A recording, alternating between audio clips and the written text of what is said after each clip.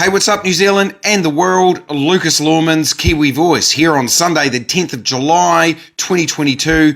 We are going to take a look at what the actual F is going on in Sri Lanka. Let's check it out. Sri Lanka is in crisis as the country battles food, fuel and medicine shortages, 60% inflation and an inability to repay its own debts, sending it into political and societal freefall.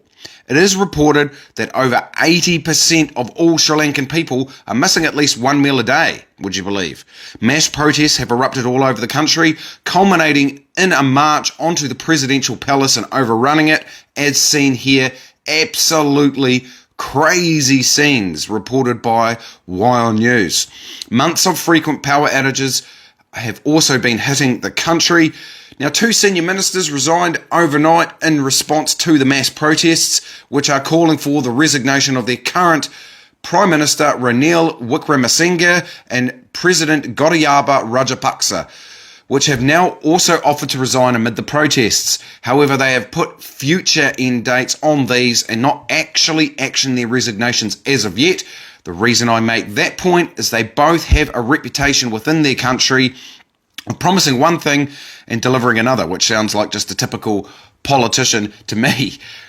So the population is skeptical of these offers. So what is the cause of this mass collapse of a once proud nation of 22 million hard-working people? Put simply, it's debt and the country's inability to repay said debt. Prime Minister Wickremesinghe officially announced Sri Lanka is bankrupt last Tuesday, so the week past. In researching this story, I must admit I could not shake this particularly dark feeling around how we as humans on any part of the earth could let a country get to this point. How do we even let it occur? Treating nations of people with their own rich culture, history, relationships, stories, heritage, as an entity that is designed only but to provide value to shareholders, and when that value fails to materialise to the levels expected, we shut the entity down. That's what you do with a large shareholder-operated company, but we're doing it to a country, and it's blowing me away. I feel it's bizarre, but it's also completely against what I see as the human spirit. But besides my opinion, let's get into some details. As this opinion piece / report in CGTN titled Self-Inflicted Wounds Behind Sri Lanka's Bankruptcy, Not Chinese Loans explains. Now, I've called it a opinion piece / report because it is labelled as opinion, but it references specific facts in detail. Sri Lanka presently owes over $50 billion to international creditors. This April, it announced it was suspending debt payments. Wickremesinghe said the crisis has made bailout negotiations with IMF, or the International Monetary Fund, more difficult and complicated, dashing hopes that the nation's much-needed recovery could begin soon after the talks concluded. Wickremesinghe attributed the crisis to a combination of the prior government's policy of reducing taxes, of course, the prior government, never the current, and the economic financial consequences of the COVID-19 pandemic. Surprised he hasn't chucked Russia in there as well. He told TASS news agency the past policies deprived the budget of an estimated $40 billion, while the pandemic caused Sri Lanka to spend the rest of its reserves on emergency measures. Keep in mind, once again, this is the PM's description only, and I've seen it reported in various outlets.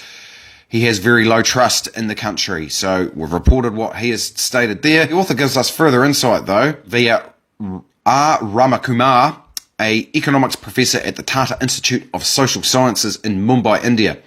He has some additional insight into the origins of Sri Lanka's economic crisis. He wrote in an article that the island nation obtained 16 loans from the IMF from 1965 onwards due to historical fluctuations in export earnings from agriculture and garments, the 2 major industries of Sri Lanka. Then the terrorist attacks in April 2019 that targeted churches and luxury hotels drastically reduced revenue from tourism, further draining foreign reserves. The tax policy that Wickremesinghe blames came during this period, and subsequently upon the onset of the pandemic, the government banned all fertiliser imports to prevent the drain of foreign reserves. The result was a drastic fall in agricultural production and more imports. As a result, there was less money available to import food and food shortages arose, leading to an increase in food prices. Inflation is at an out of control, rampant 60% in Sri Lanka at the moment. It's tough times. Now, that's crucial to keep in mind, that detail, as some are blaming the Belt and Road Initiative for Sri Lanka's bankruptcy.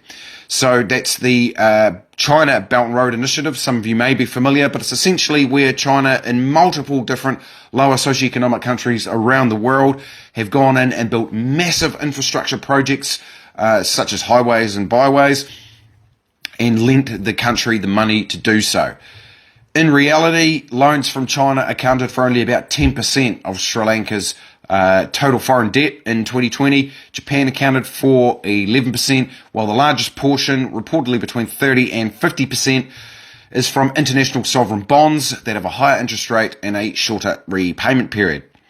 So protests continue. As you'll see here, the PM's house stormed and set on fire. It's being but one example of the people's frustration and anger with inept politicians ruining their lives boiling over.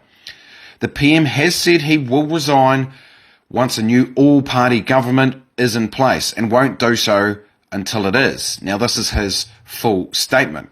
I suggested the president form an all-party government. Today, the country is facing a fuel crisis and an impending food shortage. As a result, the chief of the food program is scheduled to visit the country and discussions with the IMF are underway. Because of this, it is important for a new government to be formed the second the present government steps down. If there is no government, it might not look good for the country right now. I repeat, it is important that when this government steps down, a new one must take over immediately. Now, it is this statement that sums up politics and the state of politics and political systems around the world for me in these current times. How can the Sri Lankan people trust any other politician in the current system to do anything different or anything better than what they've had dished out to them up to this point over the past decades and brought them to this point? Is it a time for a change of system? Can we not see past the existing institutions that we have in place that continue to fail us?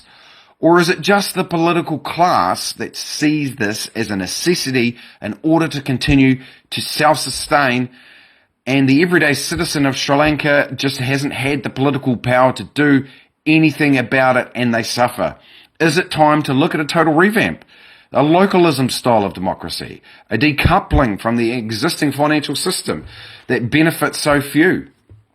All questions that I'm sure will be debated around the world as well as within Sri Lanka with a lot more veracity than they once were in the coming months and years ahead as things continue to advance all over the world. For now, my heart goes out to the people of Sri Lanka, and Kiwi Voice will continue to report on this as well as what is happening in Holland in the coming days and weeks.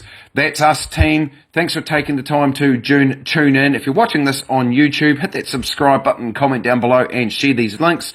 Do the same on Facebook if you have not already yet. Really appreciate you taking the time to support us. Yeah, but for now, team, stay safe, stay free, and we'll see you again real soon.